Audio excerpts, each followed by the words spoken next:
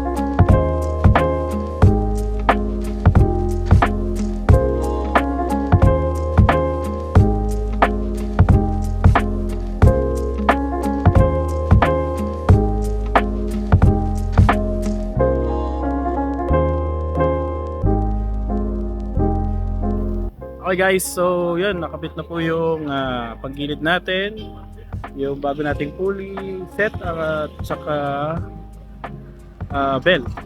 So yun, so matetesting natin ngayon kung may bigger difference ba.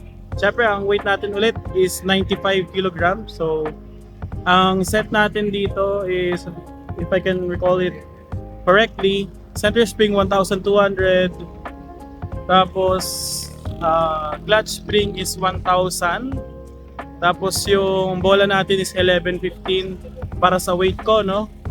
Hindi to para sa lahat, pero sa weight ko, sa sarili ko. Tapos yung ating yun nga, nakapuli siya na Sun Racing at saka bell. Okay? So wala namang masyadong improve or like upgrade, no? Tama-tama lang na para sa needs ko. So hindi naman to build for karera-karera, no? Para lang makayanan ako nito pag pataas ng mga hill. Ganun lang.